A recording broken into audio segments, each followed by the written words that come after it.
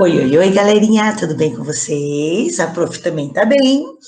E estou aqui hoje para mais uma aula de ciências. Lembrando, começamos com o nosso sistema digestório, certo? Como nós iniciamos a apostila 3 com o assunto sistema digestório, a prof não vai passar para frente enquanto eu não der esta retomada. Depois que eu der essa retomada, que vocês conseguirem entender um pouquinho melhor, porque o nosso corpo realmente ele é difícil para a gente entender, para a gente saber todas as funções de todos os órgãos que a gente tem. Nós temos muitos órgãos, certo? Então a prof achou melhor dar essa retomada, aprofundar um pouquinho mais, certo? Então, não há necessidade da apostila agora, porque o assunto da apostila, a prof já explicou. Agora, nós vamos ver a retomada aqui. A prof fez alguns slides, que eu acho melhor, onde mostram algumas figuras, certo? Então, é isso que nós vamos fazer hoje. Então, vamos lá. A prof vai colocar aqui, para a gente poder acompanhar o que a prof fez, certo?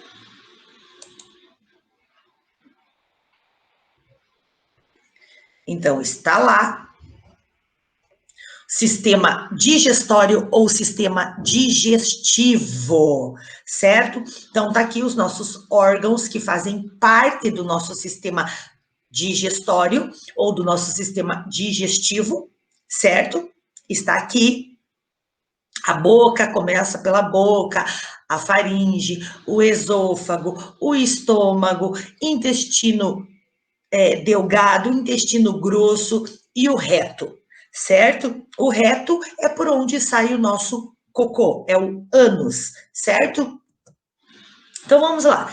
Sistema digestório apresenta órgãos especializados na quebra dos alimentos em pedacinhos menores e no aproveitamento dos nutrientes neles presentes, certo? Então, o nosso sistema digestório, ele tem que fazer o quê? Ele tem que quebrar esses alimentos, pegar lá o tamanho maior um pouquinho e deixar ele bem pequenininho para que o nosso organismo possa aproveitar, certo? Esse sistema é também responsável por eliminar o material que não foi digerido. O sistema digestório humano é formado por uma espécie de canal alimentar, o qual se comunica com várias glândulas acessórias, né, que ajudam, que liberam dentro dele substâncias essenciais para o processo da digestão. A seguir, conheceremos mais sobre esse importante processo. Então, olha lá, órgãos do sistema digestório. O sistema digestório humano é formado pelo trato gastrointestinal, que é composto pela boca, faringe, esôfago, estômago, intestino delgado e intestino grosso. Associadas a esses órgãos, temos as glândulas acessórias, que são aquelas glândulas que ajudam, também chamadas de glândulas associadas, que são as glândulas salivares, o fígado e o pâncreas. Então, olha lá os órgãos do trato gastrointestinal: boca, faringe, esôfago, estômago, intestino delgado, intestino grosso. Esses são os órgãos, gente, que fazem parte do nosso sistema digestório, certo?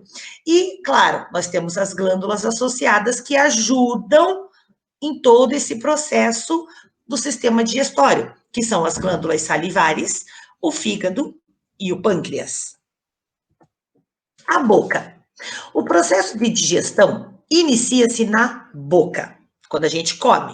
Nessa cavidade, o alimento sofrerá a ação dos dentes. Então, os dentes já vão cortar os alimentos, certo?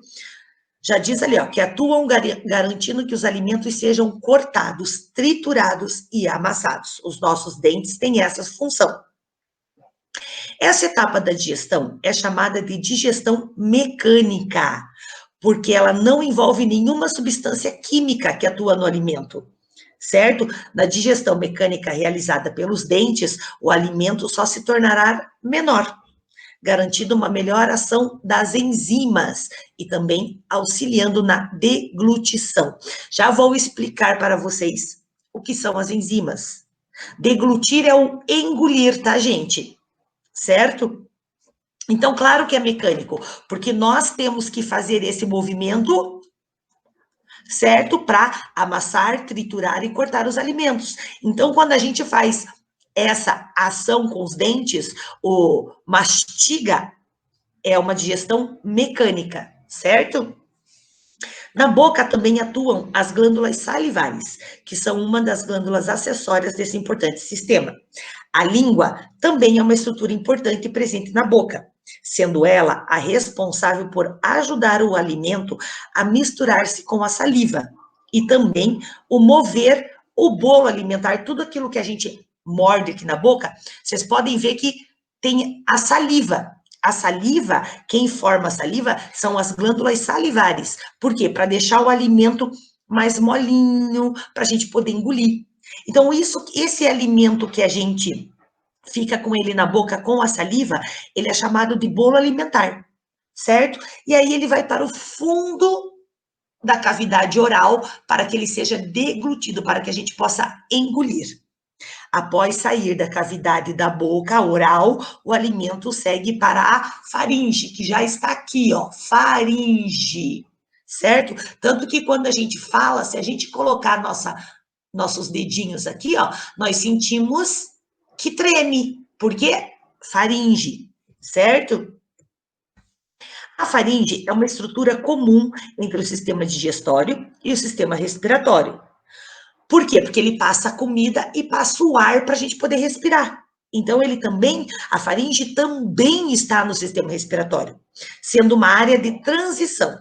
Esse órgão abre-se na traqueia e também no esôfago, e o alimento segue por esse último órgão. Aí ele sai da faringe e vai para o esôfago. O esôfago é um órgão muscular que garante que o bolo alimentar seja levado por meio de contrações da musculatura lisa até o estômago. Então, nós temos músculos aqui. Então, quando a gente vai engolindo, esse esôfago vai apertando e abrindo, apertando e abrindo. Isso é uma contração, certo? Para levar o alimento até o estômago. O esôfago apresenta cerca de 25 centímetros de comprimento. E o bolo alimentar leva cerca de 5 a 10 segundos para passar por todo o órgão e chegar ao estômago. Então, olha, é muito rápido, gente, certo? Ele vem para cá e ele já chega no estômago muito rápido. O estômago é um órgão que se caracteriza por ser uma porção dilatada do trato digestivo. Por quê? Porque ele parece uma bolsinha. Então, conforme a gente vai comendo, o alimento vai chegando no estômago, ele vai enchendo. Tipo uma bexiga. Esvazia e enche, certo? O estômago parece isso. No estômago, observa-se a liberação de uma substância denominada suco gástrico. O suco gástrico apresenta dois componentes principais, o ácido clorídrico e a pepsina. O ácido clorídrico ajuda a desdobrar as proteínas do alimento, facilitando a ação das enzimas. As enzimas, gente, são proteínas, certo? Que elas são responsáveis para ajudar o alimento como é que fala? Eu já explico o que são certinhas as enzimas, mas elas são umas proteínas que elas têm que facilitar porque o alimento vá, entendeu? Vá para os outros órgãos.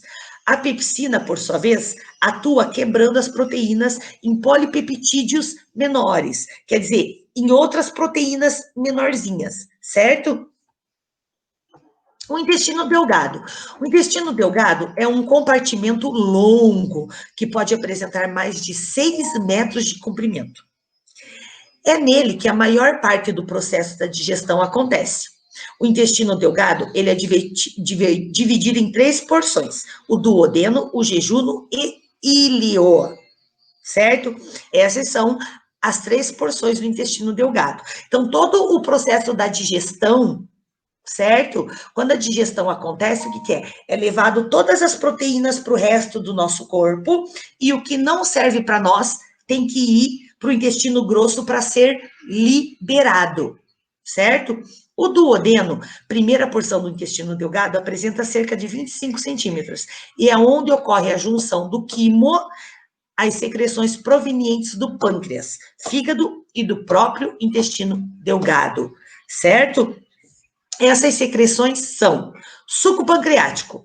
O pâncreas é uma glândula anexa e é responsável pela produção de uma solução alcalina rica em bicarbonato e também em enzimas, tais como a tripsina e a quimiotripsina, que atuam nas proteínas. Então, o suco pancreático, ele solta aquele suco pancreático para quê? Para produzir todas essas proteínas, essas enzimas, para serem distribuídas para o nosso corpo. A bile. A bile é uma secreção produzida pelo fígado. E, diferentemente das outras secreções que são liberadas no sistema digestório, caracteriza-se por não apresentar enzimas. A bile não apresenta enzimas, ela não tem proteína, certo? Essa secreção apresenta sais que atuam como emulsificantes, ou seja, funcionam como detergentes. A bile, apesar de produzida no fígado, é armazenada na vesícula biliar. Então, assim, essa bile, ela parece como se um detergente, ela tem que vir limpando as gorduras, tirando aquilo que não serve para nós, certo? Suco intestinal ou entérico, o revestimento do intestino delgado também é responsável por secretar substâncias. Dentre as enzimas encontradas no suco intestinal ou entérico, destacam-se a maltase, que atua na maltose, é o malte, vamos dizer assim. A sacarase, que atua na sacarose, que é o açúcar. E a lactase, que atua na lactose, que é a proteínas do leite. Então, essas são proteínas, certo, gente? Que elas vão o quê? Elas vão pegar tudo aquilo que serve para elas, certo? Vão pegar, e o que não serve, elas vão descartar. Aqui, a vilosidades presentes nos intestinos garantem uma maior absorção. Então, olha só, todas essas aqui, ó, parecem umas bolinhas, ó, são as vilosidades. Olha lá, ó, no intestino, olha aqui, ó. Olha aqui, ó. Toda essa partezinha aqui, ó, são vilosidades que ficam no intestino. Que o quê? Não deixam o alimento, o bolo, o que sobrou escapar dali, certo? Elas têm que segurar. Então, elas têm que ficar absorvendo ali, guardando. Como dito, o intestino delgado apresenta também a função de absorver nutrientes. Nesse órgão, observa-se a presença de dobras chamadas de vilosidades. Nas células das vilosidades, observa-se ainda várias dobras microscópicas, chamadas de microvilosidades. Essas dobras garantem um aumento da superfície de contato, proporcionando, desse modo, um aumento na taxa de absorção. Então, olha lá, ó. Aquelas que absorvem, ó, elas seguram tudo ali, ó, não deixa escapar nada dali, não deixa o alimento ou as proteínas ou os nutrientes ir para outro lugar, certo? Então tá lá, ó, enzimas digestivas são proteínas, elas servem para que o organismo absorva melhor os nutrientes, certo? Então as enzimas, elas têm que, elas servem para quê? Para que o organismo absorva tudo que ele pode, certo? Todos os nutrientes, as proteínas, as enzimas é que trabalham nisso. O intestino grosso. O intestino grosso é a porção final do sistema digestório. Esse intestino, quando comparado ao intestino delgado, apresenta-se muito menor, possuindo apenas cerca de 1,5 metros. O intestino grosso apresenta importantes funções no processo digestivo, sendo responsável pela formação da massa fecal. Sim, gente, do cocô. E a reabsorção de água. Então, para formar o cocô, precisa sempre estar tendo água. Então, o intestino grosso, ele vai atrás da água para ficar ali fazendo a massa fecal, fazendo o nosso cocô, formando o nosso cocô, certo? Processo esse que iniciou lá no intestino delgado. Então, o intestino delgado, ele tem que segurar, certo? E ele vai separando tudo que a gente vai usar para o nosso corpo. Ele fica retendo. O que não serve para nós, ele vai mandando para o intestino grosso, que vai sair em forma de cocô. É no intestino grosso, portanto, que as fezes são formadas. O reto termina em um estreito canal anal que se abre no ânus. É pelo ânus que as fezes são eliminadas para o meio externo, quer dizer, para fora, certo?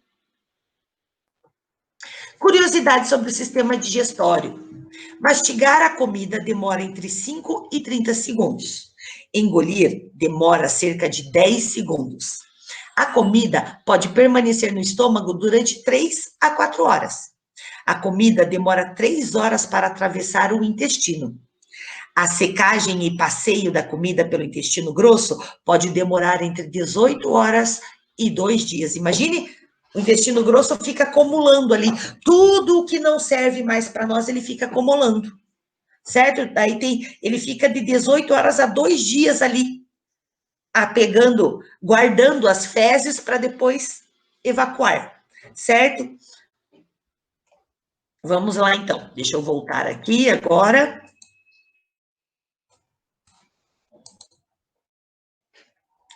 Então, é assim, gente. Mais uma curiosidade. A língua é o maior órgão do corpo humano. É a língua, certo? Isso é uma curiosidade. Então, a língua, não. Não. Vamos fazer. 1, 2, 3. Certo? Então, era isso que a prof queria mostrar para vocês. Agora, para a gente poder terminar, vocês entenderem um pouquinho melhor esse processo todo, a prof separou um vídeo bem curtinho, que é com uma menininha falando, que eu achei muito bonitinho e muito simples, para que vocês consigam entender um pouquinho mais. Então, a prof vai colocar aqui o vídeo, e eu vou colocar o link desse vídeo também lá no Que Mágico, para que vocês possam assistir de novo, certo? Então, a prof vai colocar aqui, para vocês poderem assistir.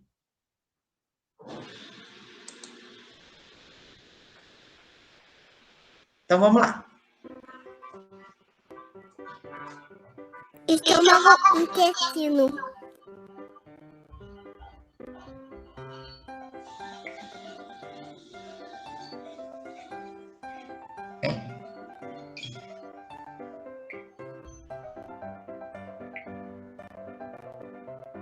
O caminho do alimento. Depois de mastigada, nossa comida fará uma longa jornada. Você leva cerca de 10 segundos para mastigar e engolir o alimento. Daí ele é empurrado para baixo pelo esôfago, um tubo com músculos que fazem você engolir a comida. No fim do esôfago está o estômago. O estômago é como um caldeirão borbulhante. Quando você sente fome, você consegue até ouvi-lo roncar. O estômago mistura e amassa a comida, transformando-a em pequenos pedaços. Isto se chama digestão. Quando tudo está bem esmagado, a parte de baixo do estômago se abre e a mistura segue para um tubo longo e enrolado, que é o intestino. As partes boas da comida vão para o sangue. Quando o corpo já pegou tudo que precisava, ele joga fora as partes que sobram. Elas saem pelo bumbum em forma de cocô. E a jornada da nossa comida chega ao fim. Você sabia? Se você engolir muito ar enquanto comer ou falar, vai arrotar muito. Ops! Sempre peça desculpas. Não se esqueça, aprender sobre o corpo humano é bem divertido. Cuide bem dele. Ele é o único e é seu melhor amigo.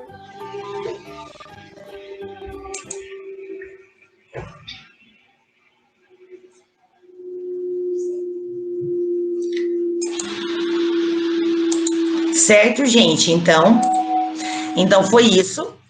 A prof queria mostrar isso para vocês, que é para vocês entenderem um pouquinho mais, certo? Espero que tenha ficado claro. Vou mandar a atividade em folha, lá no Quemático, para vocês colarem no caderno, já com mais algumas informações sobre o sistema digestório, para vocês já terem essas informações no caderno também, certo? E com exercícios em folha também. Então é isso, gente. Ficamos por aqui. Beijos para todos. Se cuidem.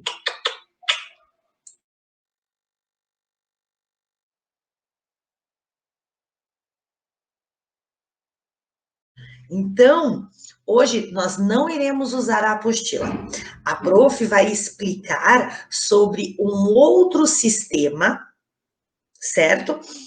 Com um outro tipo de explicação hoje. Por quê? Vamos deixar a apostila para fazermos no próximo vídeo, certo? Porque agora vamos tentar entender um pouquinho com esta forma de conteúdo que a prof fez, porque eu acho que a gente, vendo de uma outra forma, na apostila fica muito mais fácil da gente entender. Então, por isso que a prof fez desse jeito hoje. Troquei. Vou fazer primeiro a apresentação de PowerPoint e depois nós vamos para a apostila, certo? Então, não precisa pegar a apostila, certo? Depois a prof vai passar um videozinho sobre esse novo sistema. Nós já vimos o sistema digestório, certo? Os órgãos que acompanham todo o sistema. E agora nós vamos entrar no sistema respiratório, que é um outro sistema do nosso corpo, certo? Então, vamos lá. A prof vai colocar para vocês entenderem um pouquinho melhor. Então, vamos lá, gente. Deixa eu ver se está gravando aqui. Sim, então vamos lá. Sistema respiratório. O sistema respiratório é o sistema do corpo responsável por garantir a captação do oxigênio presente no ar e a eliminação do gás carbono do nosso corpo. O oxigênio captado pelo nosso sistema respiratório é levado... Espera só um pouquinho, gente. Hoje está difícil. A internet hoje está bem difícil.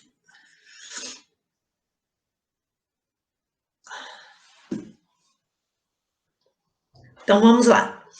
O oxigênio captado pelo nosso sistema respiratório é levado para todas as nossas células e usado na fabricação de energia, que é a respiração celular. As células precisam respirar. No processo de fabricação de energia, é produzido o gás carbônico, que depois é eliminado para fora do corpo, também pelo sistema respiratório. Vale deixar claro que, além de participar da respiração, esse sistema possui estruturas que garantem a produção dos sons e a percepção dos odores, dos cheiros.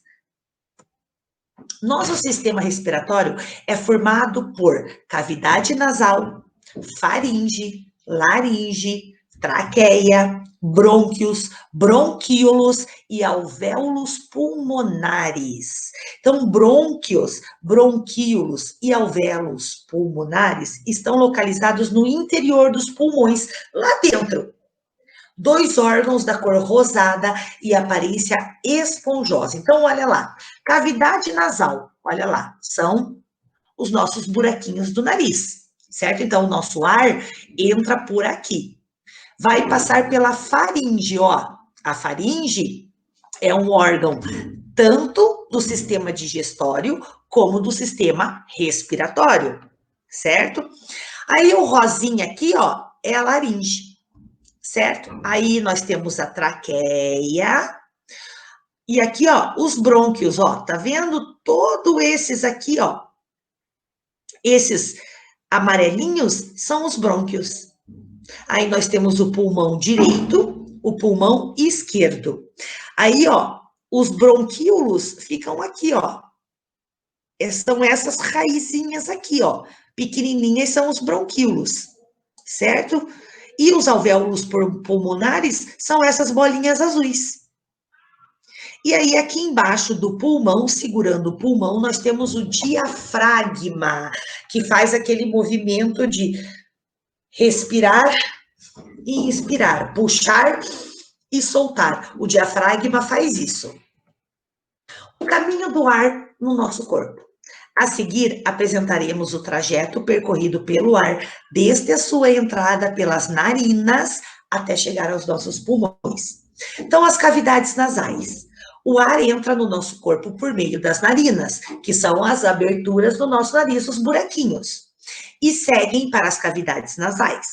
Os pelos e o muco presente nessas cavidades ajudam a filtrar o ar, retirando impurezas como poeira e micro-organismos. Então, gente, os pelinhos e os tatus do nariz, eles ajudam isso, eles retiram as sujeiras, as impurezas, certo? E os micro-organismos daqui do ar.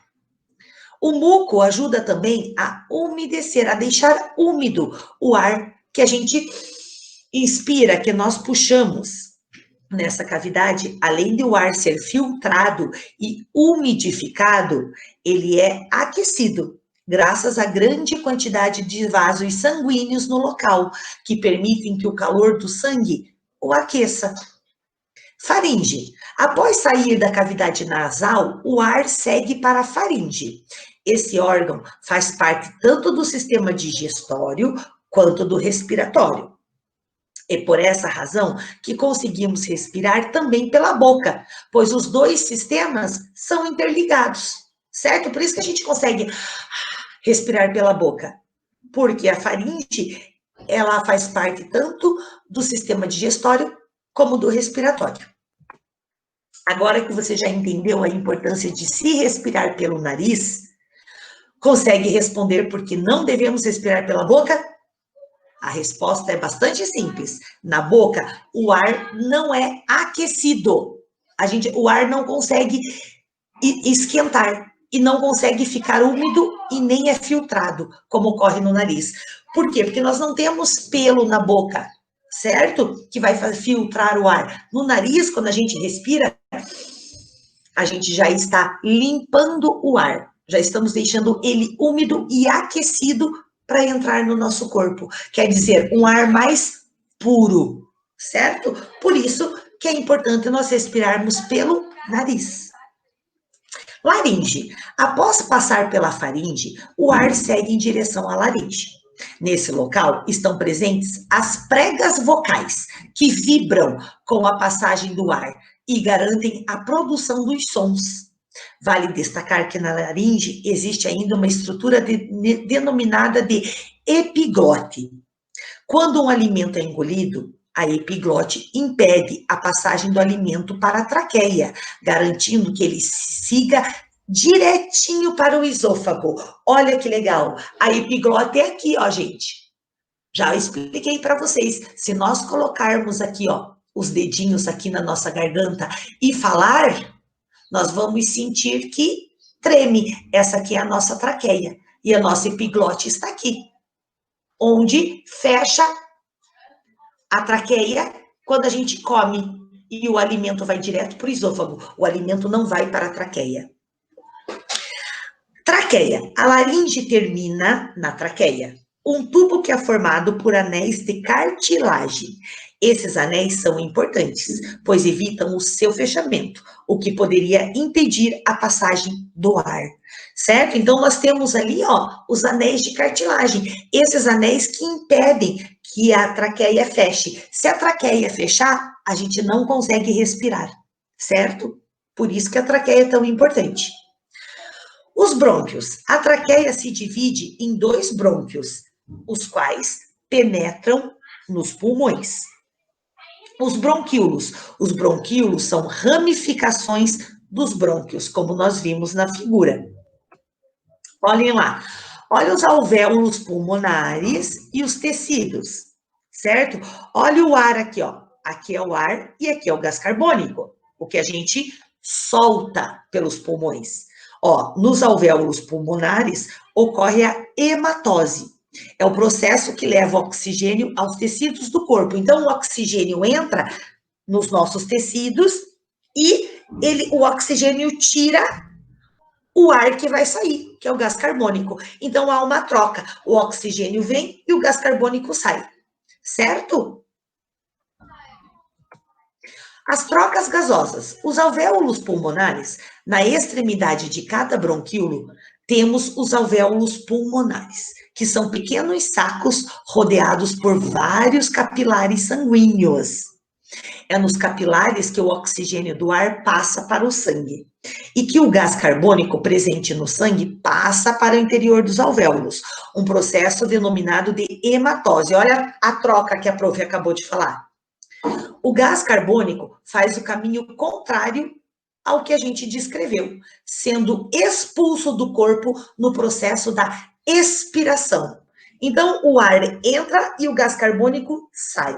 Essa troca se chama hematose, gente, certo? Olha os movimentos respiratórios. Então, nós temos lá, ó, existem 2 tipos de movimentos respiratórios, a inspiração e a expiração. Então, ó, a inspiração, ela vem pela traqueia, olha lá, ó, a traqueia, e vem para os pulmões, ó.